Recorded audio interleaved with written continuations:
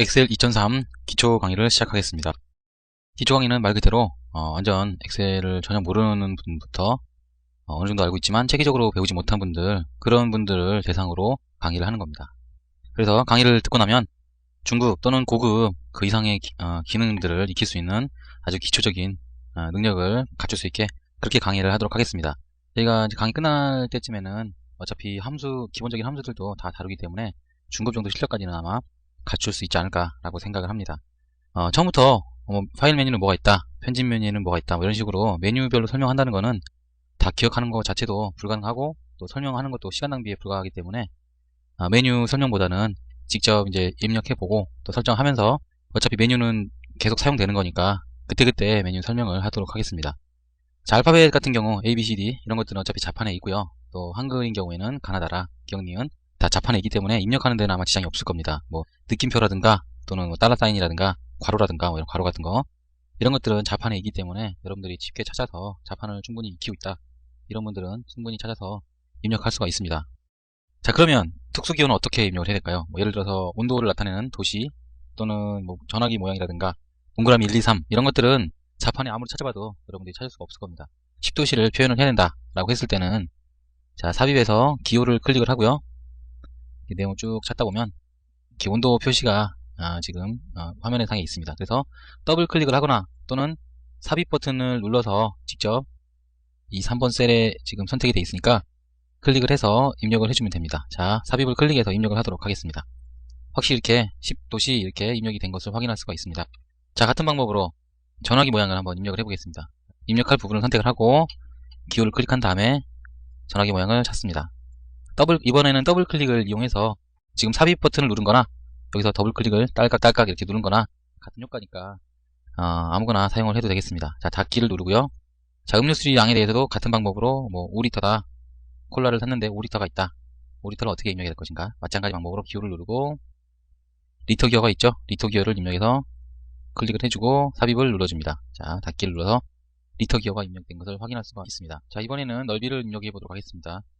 예를 들어서 뭐 15제곱미터다 이렇게 했을 때는 자, 아무리 찾아봐도 특수기호로는 없을 겁니다. 그래서 미리 이렇게 입력을 했고요. 이 상태에서 제곱미터 잘 기억해 보시면 모양을 기억을 해보면 M 써있고 위에 작은 글자로 E 이렇게 써있잖아요.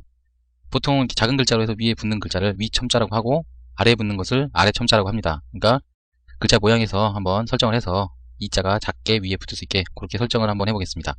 E자를 이렇게 마우스로 이렇게 살짝 끌어서 까만 상태가 될 수 있게 선택을 해주고 오른쪽 버튼을 눌러서 셀 서식을 선택해주거나 또는 서식 메뉴에서 셀이라는 메뉴를 클릭을 해주면 됩니다.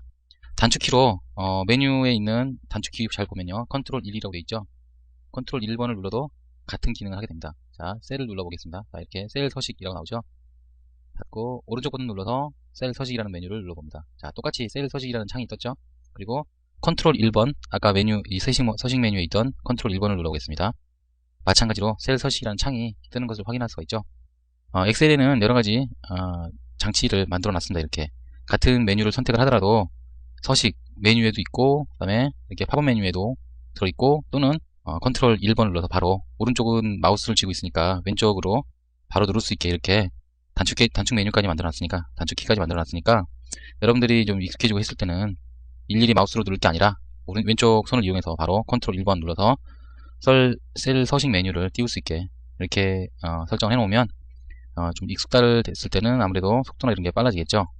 자, 보면은 취소선을 눌렀을 때는 글자의 가운데에 선이 하나 그어지면서 취소가 됩니다. 취소선이 그어집니다. 그리고 위첨자로 했을 때는 위쪽에 작은 글자로, 그리고 아래 첨자를 했을 때는 아래쪽에 작은 글자로 표시가 됩니다. 지금은 위첨자를 해줘야 되니까 위첨자를 클릭하고 확인 버튼을 눌러서 어떻게 변했는지 한번 확인해 보겠습니다. 자, 확인 버튼을 눌러서 확인을 해봅니다.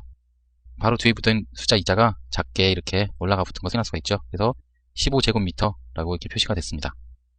자, 이렇게 해서 특수기호를 입력하는 방법을 알아봤고 이번 시간에 배운 걸 한번 정리를 한번 해보도록 하겠습니다. 자, 간단한 거니까 크게 어려울 건 없었어요. 입력을 할 때는 삽입에서 기호를 선택해서 자기가 입력해야 될 기호들을 선택을 해서 입력을 해주고요.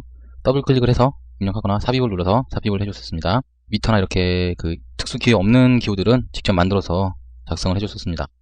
선택을 해주고 오른쪽 버튼 눌러서 셀 서식 그리고 위첨자를 해서 선택을 해주고 이렇게 만들어졌습니다. 이런 것들을 잊지 마시고 기억해 두셨다가 나중에 입력하실 때 편하게 입력하면 되겠습니다. 자, 이번에는 날짜와 시간을 한번 입력을 해보도록 하겠습니다.